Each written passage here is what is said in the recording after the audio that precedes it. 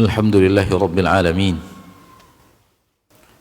Wa sallallahu wa sallam wa baraka wa an'am ala al-mab'uthi rahmatan lil alamin Sayyidina wa habibina wa syafi'ina Muhammadin wa ala alihi wa ashabihi wa man tabi'ahum bi ihsanin ila yaumiddin, amma ba'd.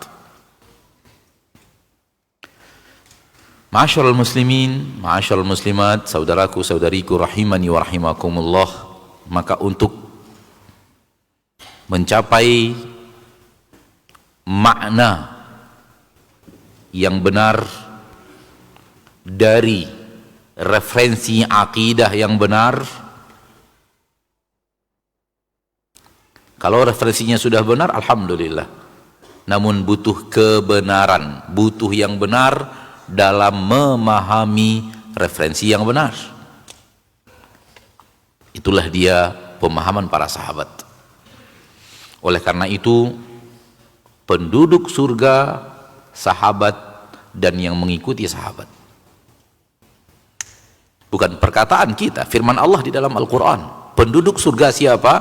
Para sahabat dan yang mengikuti para sahabat.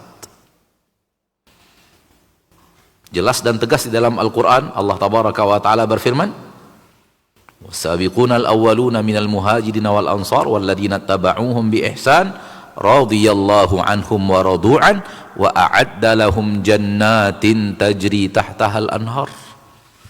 Sabiqunal awwalun, muhajirin dan ansar, dan orang-orang yang mengikuti mereka dengan baik. Satu, Allah telah ridho kepada mereka dan mereka telah ridho kepada Allah. Dua, Allah sudah siapkan untuk mereka surga. Sudah Allah jaminkan, Allah siapkan untuk mereka surga yang mengalir di bawahnya sungai-sungai. Siapa mereka? Lihat ayat lagi di atas. Muhajirin dan ansar dan orang-orang yang mengikuti mereka. Maka siapa penduduk surga dari umat Nabi Muhammad SAW? Pertama siapa? Muhajirin. Bisakah kita masuk ke dalamnya? Nggak bisa. Tilka ummatun qad khalat. Itu adalah umat yang telah berlalu, kita tidak bisa masuk ke dalamnya, fasenya sudah habis. Wal ansar, sahabat Nabi SAW dari kalangan ansar, kita tidak bisa masuk ke dalamnya. Tilka ummatun qad khalat. Ingin juga masuk surga, masih ada yang ketiga. Dan yang ketiga ini kita bisa masuk ke dalamnya. Siapa? Perintah Allah, ikuti mereka. Di zaman kita sekarang ini banyak orang yang menolak. Kalau sudah Al-Quran, sudah hadis, sudah. Jangan, diwajibkan untuk kembali kepada pemahaman para sahabat. Kalau dibiarkan umat mengambil sendiri dari Al-Quran, bisa jadi pemahamannya salah. Dan itu terjadi, ma'asyarul muslimin. Tahukah anda perbuatan syirik sekarang pakai dalil Al-Quran? Pakai dalil Al-Quran. Perbuatan syirik pakai dalil Al-Quran. Padahal itu yang paling dibenci oleh Allah.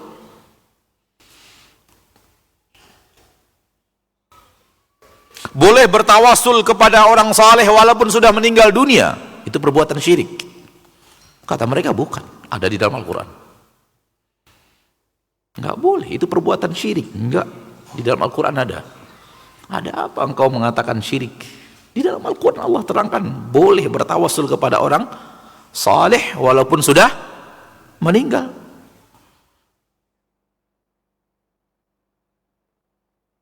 Al-Quran surat An-Nisa, kata mereka, ayat yang ke 64. Walau annahum idzalamu anfusahum ja'uka fastaghfarullaha wastaghfara lahumur rasul lawajadullaha tawwabar rahimah. Seandainya mereka menzalimi diri mereka, lalu mereka datang kepadamu wahai Rasul sallallahu alaihi wasallam, wahai Nabi, lalu mereka minta ampun dan engkau minta ampunkan untuk mereka, mereka akan menemukan Rabb mereka Maha penerima taubat dan Maha pengasih, akan menerima taubatnya dan akan menyayangi dan mengasihinya. Ayat ini di dalamnya Allah mengatakan, kalau ada orang yang berbuat salah, ada orang yang berbuat dosa, lalu datang kepada Rasul. Datang di dalam ayat ini global, baik datang ketika hidup atau datang ketika mati. Ketika hidup atau sudah meninggal dunia, yang penting datang. kita katakan ini batil, ini akidah yang batil. Kenapa? Pemahaman salafus saleh tidak sama dengan ini. Pemahaman para sahabat mengkhususkan datang kepada Rasul, kemudian meminta kepada Rasul untuk minta ampun kepada Allah Tabaraka wa Ta'ala hanya ada ketika kehidupan Rasul tercinta. Setelah kematian tidak. Itu akidah para sahabat. Ini akidah salafus saleh. Qat'an para sahabat setelah Rasul wafat tak ada yang meminta sesuatu kepada Rasul di kubur Rasul tercinta Muhammad sallallahu alaihi wasallam, padahal di samping mereka masjid Rasul tercinta persis tidak jauh dari dinding masjid Rasul tercinta rumah Nabi kita tercinta SAW, yang di dalam rumah itulah kubur Nabi kita tercinta, hanya jarak berapa meter dari dinding masjid, di luar bangunan masjid. Karena yang benar kubur Rasul kita tercinta ketika dikuburkan di bangunan rumah yang bukan masjid. Betul atau tidak? Maka yang terjadi bahwa kubur Nabi kita tercinta di samping bangunan masjid, dan ketika para sahabat ada masalah, tak seorang pun di antara mereka yang datang kepada Rasulullah SAW dan minta kepada Rasulullah SAW, dan itu kubur manusia paling mulia di permukaan bumi, paling soleh di permukaan bumi, dan sekaligus kubur terbaik di permukaan bumi. Kita imani dengan penuh keyakinan, karena di dalamnya dikuburkan jasad manusia terbaik di permukaan bumi. Tapi tak seorang pun dari sahabat datang meminta kepada Rasul kita tercinta yang sudah dikuburkan oleh para sahabat setelah wafat. Ini menunjukkan akidah para sahabat datang dalam ayat ini tidaklah setelah kematian, tapi hanya ketika Rasul hidup. Nampak bahwa pemahaman para sahabat menghalangi pemahaman yang batil, akidah yang batil tentang sesuatu yang ada di dalam Al-Quran.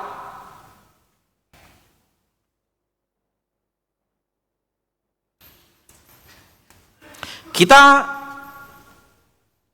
sampai kepada kita ilmu dari para ahli ilmu, para ulama, para ahli akidah. Alhamdulillah kita dengar langsung daripada mereka dan kita baca di dalam kitab-kitab mereka bahwa bertawasul, mencari berkah dari jasad orang saleh tak boleh.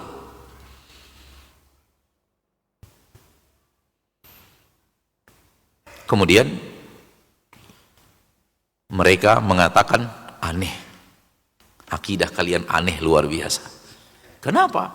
Hadisnya tegas bahwa para sahabat mengambil berkah dari Nabi kita tercinta Muhammad sallallahu alaihi wasallam. Ketika Rasul hidup, para sahabat rebutan loh. Sisa wudhu Rasul tercinta, sisa minuman Rasul kita tercinta, pakaian Rasul kita tercinta, rambut Rasul kita tercinta, darah Nabi kita tercinta sallallahu alaihi wasallam, keringat Nabi kita tercinta, puluhan hadis dalam bab ini. Lalu kalian mengatakan enggak boleh mengambil berkah dari orang saleh. Hadisnya jelas ada. Betul, hadisnya ada. Alhamdulillah antum kembali kepada hadis. Namun ingat, kembali juga kepada pemahaman salafus saleh. Apakah itu berlaku untuk semua orang saleh atau hanya berlaku untuk Rasul kita tercinta? Pemahaman salafus saleh al-haddul fasil, pembeda antara kebenaran dan kebatilan. Pembeda mana pemahaman yang benar, mana pemahaman yang salah. Karena qat'an para salafus saleh, para sahabat tidak pernah melakukan itu kepada selain Rasul. Tunjukkan untuk kami argumentasi yang jelas, riwayat yang nyata bahwa mereka melakukan itu seperti yang mereka lakukan kepada Nabi Muhammad sallallahu alaihi wasallam, mereka lakukan kepada Abu Bakar, mereka lakukan kepada Umar, mereka lakukan kepada Ali bin Abi Thalib, kepada Hasan, kepada Husain radhiyallahu anhum ajmain, dan mereka semua pasti penduduk surga. Utsman bin Affan, Ali bin Abi Thalib, Talha, Zubair, Abdurrahman bin Auf, dan sahabat Nabi yang lainnya, Abu Hurairah, Abdullah bin Abbas, Alul Bait. Dan mereka itu, mereka yang nama-nama para sahabat yang tadi kita sebutkan, pasti orang saleh, pasti. Karena sudah dijamin surga. Termasuk muhajirin, termasuk ansar, dijamin surga oleh Allah Tabaraka wa Ta'ala dalam ayat yang tadi kita bacakan. Ditambah lagi nas tegas dari Nabi tercinta, mereka masuk surga. Nas tegas bahwa Nabi masuk surga dan melihat istana putih. Ketika Nabi mau masuk, Nabi diberitahu ini adalah punya Umar, Nabi nggak jadi masuk. Just nas tegas bahwa sudah Allah siapkan untuk Umar bin Khattab istana di surga berwarna putih. Nas tegas. Maka pasti mereka orang saleh. Apakah para sahabat salafus saleh melakukan hal yang sama kepada orang soleh di zaman mereka seperti yang mereka lakukan kepada Rasul kita tercinta Muhammad sallallahu alaihi wasallam? Jawabannya tidak. Ini membuktikan bahwa mengambil berkah hanya untuk Rasul, tidak berlaku umum kepada semua orang saleh. Lihat ma'asyiral muslimin, bagaimana pemahaman para sahabat dalam berakidah menjadi pembeda mana yang benar dan mana yang salah. Hal yang sama dengan baiat. Kita melarang sekarang umat Islam pergi ke sebuah kelompok yang harus berbaiat kepada guru. Kita mengatakan ini batil dan indikasi daripada kesesatan. Lalu mereka mengatakan, aduh kalian ini membantah hadis, membantah Al-Quran. Di dalam Al-Quran umat Islam berbaiat kepada Nabi kita tercinta. Di dalam hadis terbukti bahwa Nabi mengambil baiat dari kaum muslimin. Siapa yang tidak kenal ada baiatu Al-Aqabah, ada baiat Aqabah yang pertama, ada baiat Aqabah yang kedua, ada baiat Al-Mu'minat di dalam surah Al-Mumtahanah, ada baiat Hudaybiyah idh yubay'unaka tahta syajarah. Beraneka ragam baiat terjadi di zaman Rasul kita tercinta, dan sekarang Anda meyakini bahwa baiat itu batil. Anda telah berbeda dengan Al-Quran dan hadis. Kita kata Anda yang berbeda dengan Al-Quran dan hadis karena memahaminya Anda salah. Kenapa? Karena para sahabat ridwanullahi alaihim ajma'in tidak melakukan baiat seperti itu kecuali hanya kepada Nabi tercinta. Adapun baiat yang terjadi pasca Rasul wafatnya Rasul kita tercinta sallallahu alaihi wasallam, tak ada satu pun dari baiat seperti baiat Aqabah, seperti baiat Aqabah, seperti baiat Ar-Ridwan, tak ada satu pun terjadi di zaman para sahabat. Satu-satunya baiat yang tersisa baiat kepada pemimpin. Abu Bakar dilantik menjadi pemimpin, lalu kaum muslimin berbaiat untuk patuh dan taat sebatas kekuatan, kemudian baik disukai atau tidak disukai. Kemudian setelah itu Umar dilantik menjadi Amirul Mukminin, umat berbaiat. Setelah itu Utsman dilantik menjadi Amirul Mukminin setelah wafatnya Umar, umat berbaiat. Ali bin Abi Thalib juga demikian, dan begitu seterusnya yang dilakukan oleh para salafus soleh, dan tak seorang pun di antara mereka melakukan baiat seperti baiat yang sekarang kalian lakukan kepada jamaah kalian, wahai kaum muslimin. Lihat, sesuatu yang ada di dalam Al-Quran, sesuatu yang ada di dalam hadis difahami salah, kemudian dengan kembali kepada pemahaman para sahabat ridwanullahi alaihim ajmain, kita bisa membedakan ini benar, ini salah.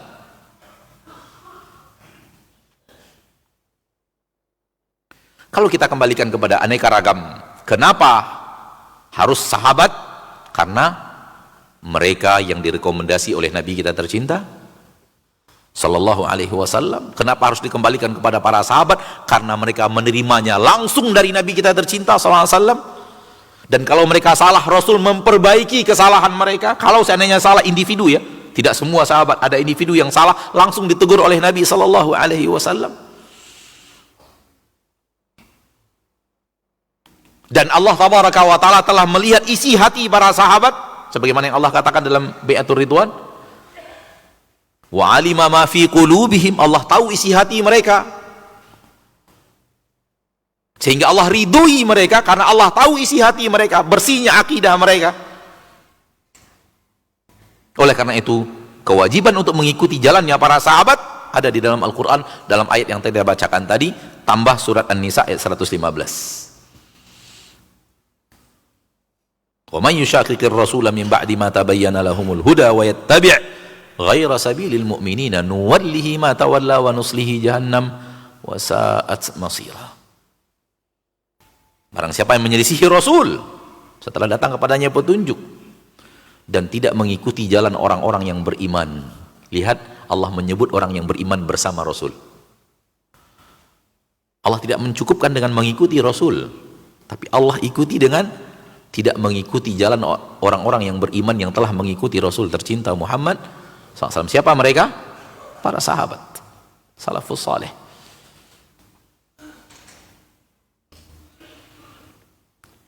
Zaman sekarang orang mengatakan mereka kaum, kita kaum, mereka laki-laki, kita laki-laki, mereka bisa berpendapat, kita bisa berpendapat. Ya, tapi pendapat mereka direkomendasi Allah, diridhoi Allah, direkomendasi Rasulullah. Pendapat kita tidak. Pendapat mereka pendapat yang diperintahkan Allah untuk diikuti, dan pendapat kita pendapat yang diperintahkan Allah untuk mengikuti. Dua hal yang berbeda. Sama-sama pendapat, sama-sama pendapat. Ingin masuk surga, ikutilah orang yang sudah dijamin Allah surga. Logikanya jelas. Ingin masuk surga, ikutilah orang yang sudah dijamin Allah masuk surga. Ikuti mereka, ikuti derap langkah mereka, ikuti akidah mereka, ikuti ibadah mereka. Apatah lagi Allah menyuruh kita, Rasul SAW menyuruh kita untuk mengikuti mereka. Baik, ini kaidah yang kedua. Kaidah yang ketiga,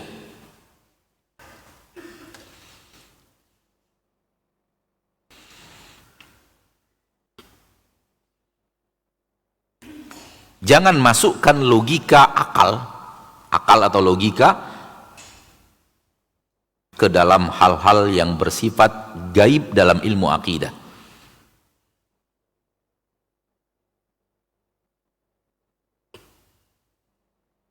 Jangan masukkan akal ke dalam perkara-perkara yang gaib dalam ilmu akidah.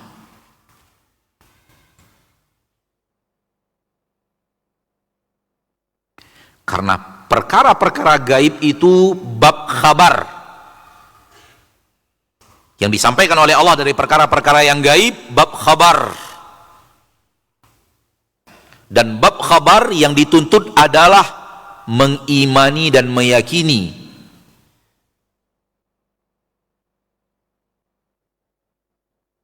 Maka perkataan orang yang beriman ketika disampaikan oleh Allah melalui ayat-ayatnya, disampaikan oleh Rasul SAW melalui hadisnya tentang perkara yang gaib, sami'na wa ata'na, mendengar dan langsung taat. Kenapa? Karena akal kita tidak akan bisa menembus alam gaib untuk mengetahui sesuatu di alam gaib itu. Akal kita terbatas, ma'asyiral muslimin. Maka perkara yang gaib itu adalah perkara iman kepada apa yang Allah katakan, iman kepada apa yang Rasul katakan, seperti yang Allah katakan, seperti yang Rasul SAW katakan, dan jangan kemudian dijadikan akal lah yang akan mencari poin kebenaran dalam perkara yang gaib itu.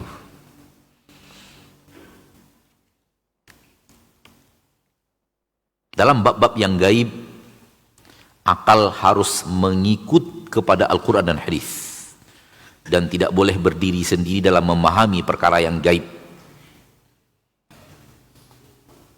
Dan terlalu banyak masalah-masalah akidah datang dari logika, disebabkan logika bermain sendiri. Sehingga Rasul datanglah, sehingga Abu Bakar datang, sehingga dia bisa masuk surga, dia bisa sampai ke Sidratul Muntaha, sehingga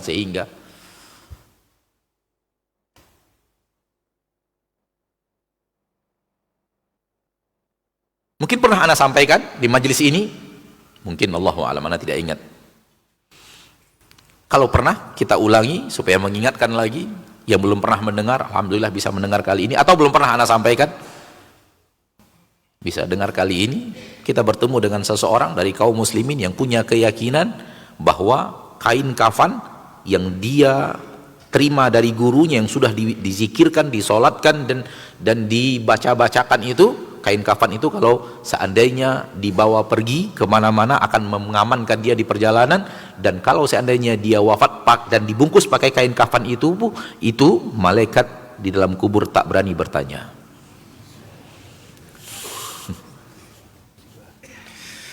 Subhanallah. Apa ini? Akidah yang sangat mungkar, di dalamnya mengandung kesyirikan,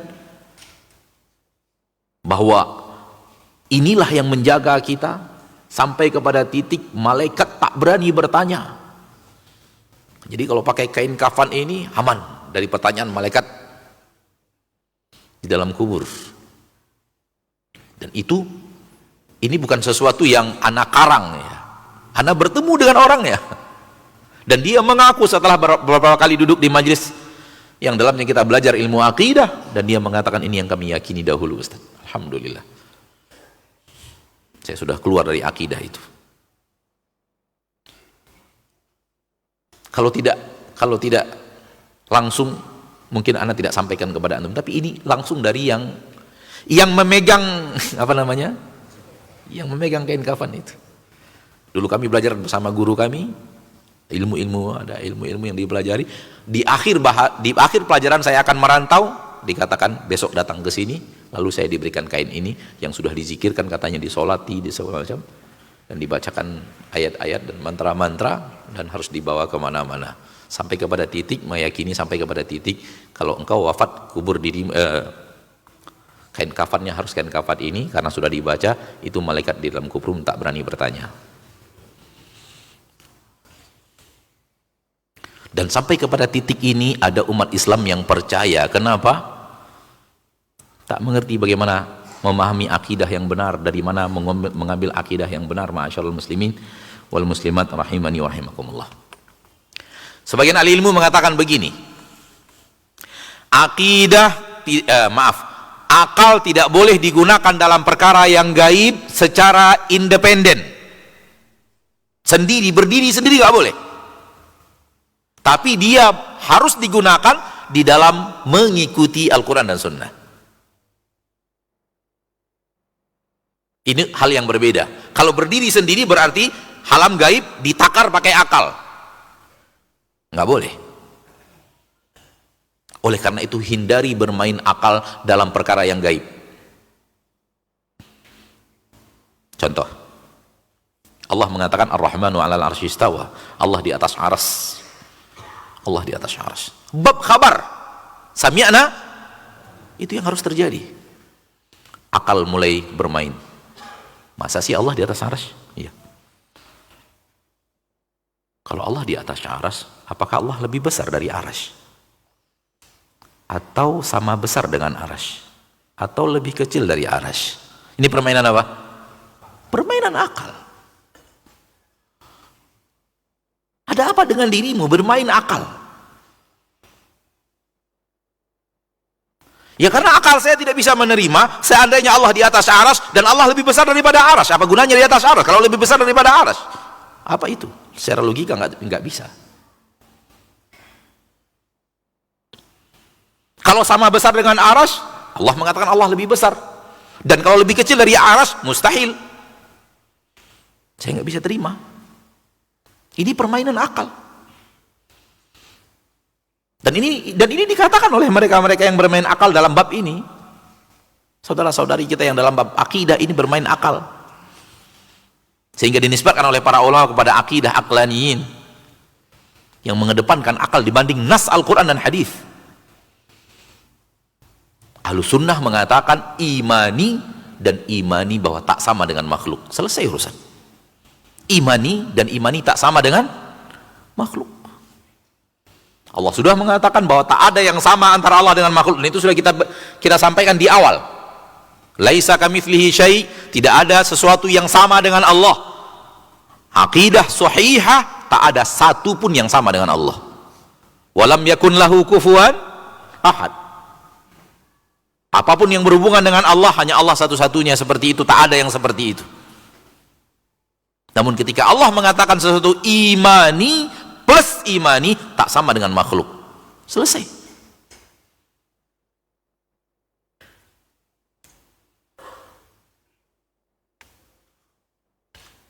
Karena Nabi Shallallahu Alaihi Wasallam dan Allah di dalam Al-Quran menunjukkan kepada kita ini yang terjadi, dan disampaikan oleh Nabi dengan bahasa yang Arab yang fasih, dengan bahasa Arab itu bahasa yang dimengerti.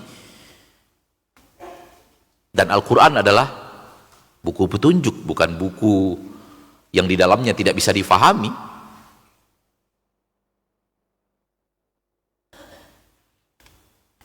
Maka apa yang ada di dalam Al-Quran, fahami maknanya seperti itu, dan jauhkan persamaan antara Allah dengan makhluk.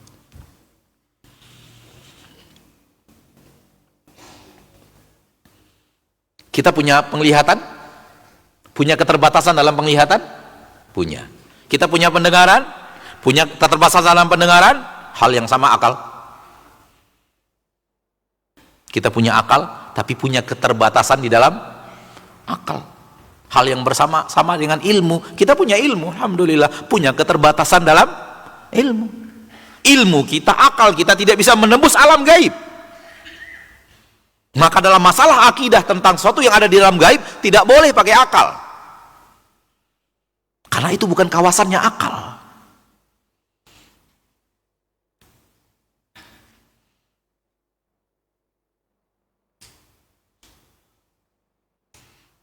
Salah seorang guru yang dengannya kita belajar ilmu akidah mengatakan, akal itu bagaikan handphone. Selagi masih ada sinyal, dia berfungsi. Kalau sudah tidak ada sinyal, handphone itu tidak bisa digunakan. Nah, handphone yang sedang tidak ada sinyal, itulah akal dan alam gaib. Antum punya handphone? Kadang-kadang berada di suatu tempat yang tidak ada sinyal, bisa handphone mahal itu berfungsi, handphone yang mahal yang ya tercanggih dan semacamnya, terpintar segala macam itu, bisa berfungsi dengan tanpa sinyal? Nggak bisa. Itulah permisalan akal dan alam gaib. Akal bagaikan handphone yang punya kemampuan beraneka ragam, tapi ketika tidak ada sinyal dia tidak berfungsi. Kenapa? Karena punya keterbatasan. Maka Ahlus Sunnah tidak mengembalikan akidah mereka kepada sesuai dan tidak sesuai dengan logika berfikir. Karena semua bab akidah adalah sami'na wa ata'na.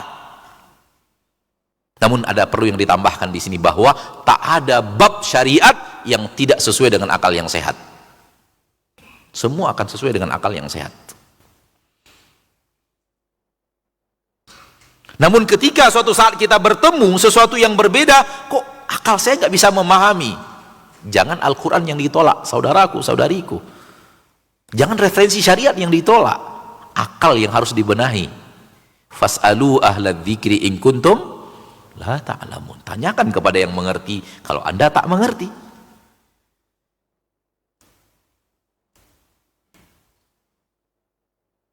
Terlalu banyak orang yang membantah sesuatu yang ada di dalam Al-Quran, tidak dibantah oleh penduduk surga yang telah dijamin surga ketika mereka hidup, itu para sahabat. Rasul pun tidak membantahnya.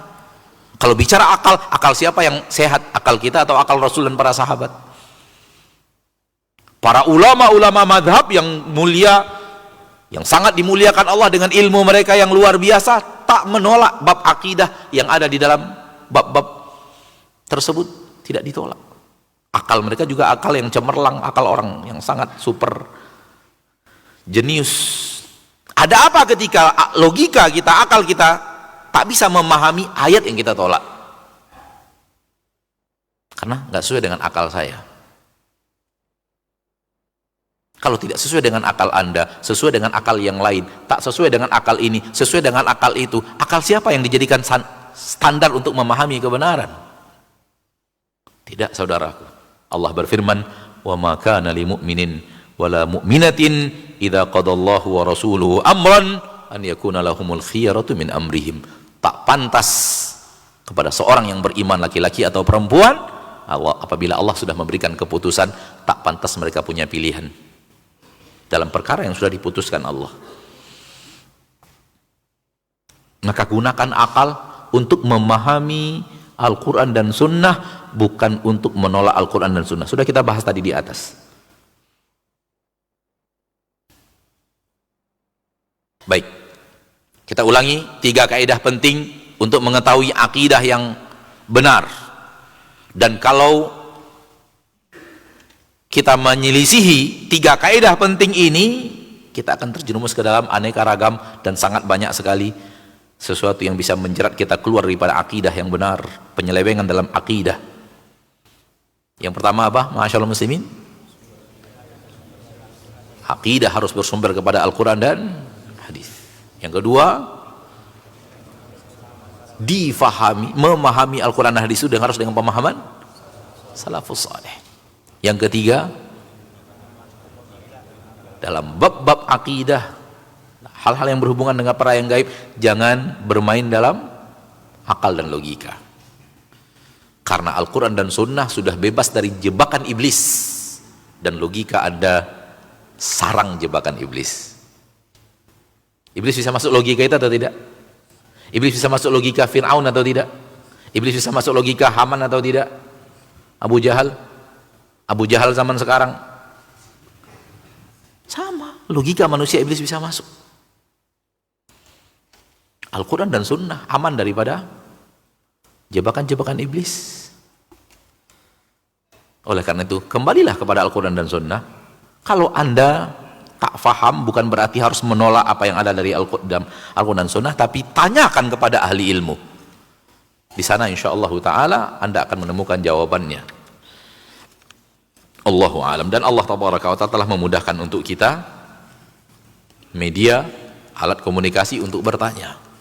Gunakan itu untuk mencari apabila ada sesuatu dari bab-bab akidah yang kita bingung untuk memahaminya secara logika. Wallahu ta'ala a'la wa a'lam bissawab. Dan hari ini Anda mendengarkan muhadharah dari salah seorang ulama yang mengatakan, saya berani bersumpah atas nama Allah bahwa penyelewengan akidah karena penyelewengan dari 3 bab ini atau salah satunya. Tak ada yang melenceng dari ilmu akidah dari dahulu sampai sekarang kecuali penyelewengan dari 3 bab ini. Maka apabila kita bisa mengikuti kaidah ini dan benar-benar menerapkannya, insya Allah Allah jaga akidah kita dari penyelewengan-penyelewengan di dalam bab akidah. Ini yang bisa kita sampaikan secara materi pada kesempatan yang berbahagia ini. Ma'asyiral muslimin wal muslimat rahimani wa rahimakumullah. Semoga bermanfaat dan semoga Allah menjaga akidah kita dalam akidah, koridor akidah yang benar sesuai dengan Al-Quran dan Sunnah dan sesuai dengan pemahaman salaful ummah. Amin ya rabbal alamin. Kita masuk ke dalam beberapa pertanyaan yang Allah mudahkan kita untuk menjawabnya pada kesempatan yang berbahagia ini.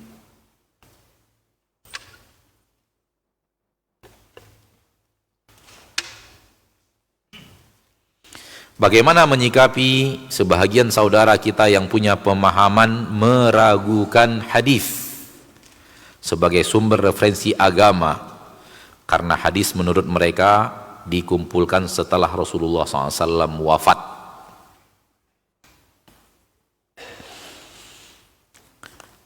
Bermain logika.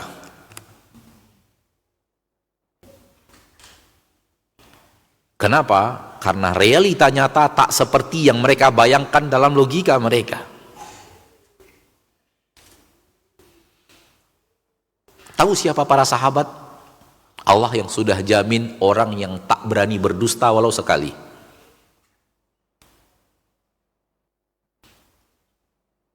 Oleh karena itu, ketika hadis itu sahih sampai kepada para sahabat secara sanad, sahih sampai kepada Nabi kita tercinta Muhammad sallallahu alaihi wasallam. Dan untuk sampai kepada para sahabat itu perlu sanad, yang sanad itu juga punya kriteria-kriteria yang sangat kuat untuk menunjukkan bahwa menjaganya tidak masuk ke dalam ranah akal manusia, tapi benar-benar datang kepada Nabi kita tercinta Muhammad sallallahu alaihi wasallam. Dan pengumpulan hadis tidaklah lama setelah Rasul wafat, enggak.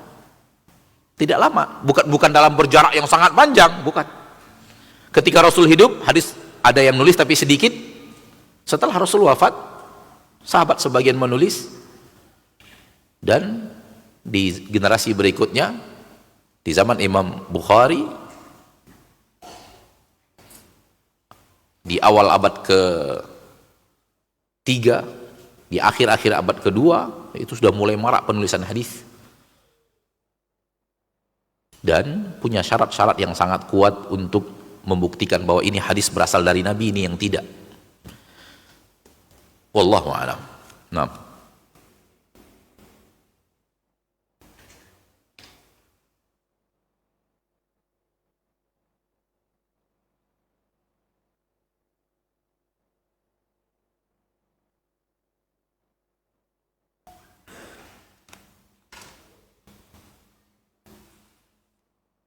Ada pertanyaan lain? Hah? Tidak ada. Baik, satu pertanyaan kita bacakan dari pertanyaan yang ada. Siapakah ikhwanul muslimin dan bolehkah kita mengambil ilmu dari mereka? Seluruh ikhwanul muslimin sepakat. Seluruh ikhwanul muslimin sepakat bahwa pendiri ikhwan muslimin adalah imam besar ikhwan muslimin, Imam Hasan al-Banna dari Mesir. Sekitar tahun 1920 sekian Masehi. Didirikan ikhwan muslimin di Mesir. Ini sepakat seluruh ikhwan muslimin. Kita tidak ingin berbicara siapa mereka. Ana ingin memberikan kepada antum kaidah, yaitu apapun yang lahir setelah Rasul wafat, apapun yang lahir dan dilahirkan setelah Rasul wafat, dan dia tidak lahirnya di zaman Rasul tercinta, setelah Rasul wafat baru ada datang dia. Sebelumnya tak ada. Ini dan yang lainnya terlalu banyak. Kapan dilahirkan, kapan dicetuskan, kapan diangkat ke permukaan setelah Rasul wafat.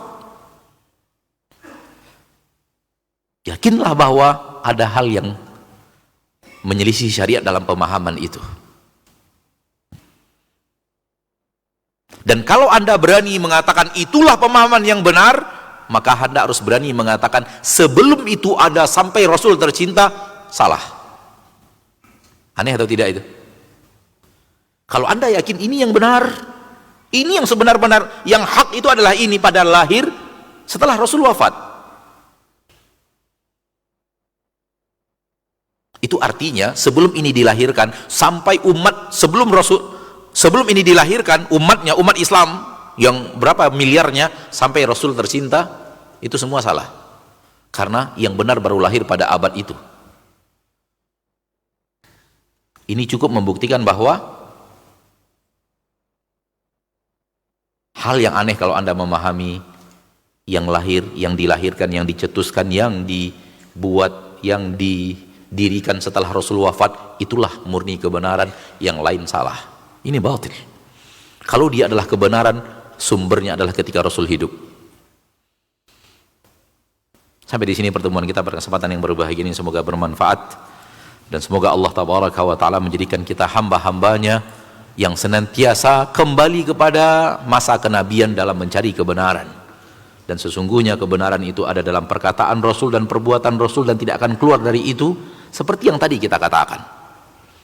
Dan mudah-mudahan apa yang kita lakukan pada kesempatan yang berbahagia ini menambah timbangan amal soleh kita di padang mahsyar. Semoga Allah mengampuni dosa dan kesalahan kita ketika dihisab. Semoga Allah memberikan kepada kita catatan kitab di tangan kanan kita, dan semoga Allah selamatkan kita di saat sedang melintas di atas sirat. Amin ya rabbal alamin. Subhanakallahumma wa bihamdik, asyhadu an la ilaha illa ant, astaghfiruka wa atubu ilaik. Walhamdulillahi rabbil alamin. Assalamualaikum warahmatullahi wabarakatuh.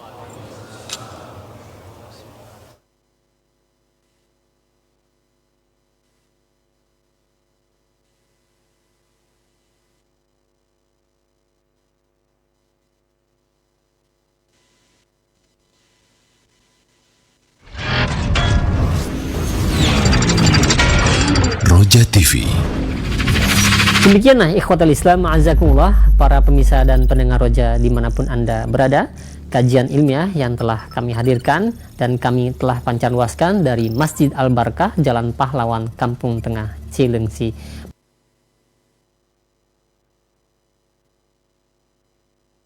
Mudah-mudahan menjadi ilmu yang bermanfaat untuk kita semua. Wassalamualaikum warahmatullahi wabarakatuh.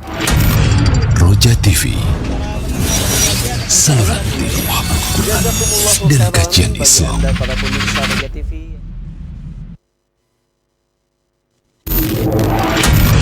Roja TV, saluran tiruah Al-Quran dan kajian Islam. Terima kasih Anda masih bersama Roja TV dan Radio Roja. Ikuti terus kajian Islam.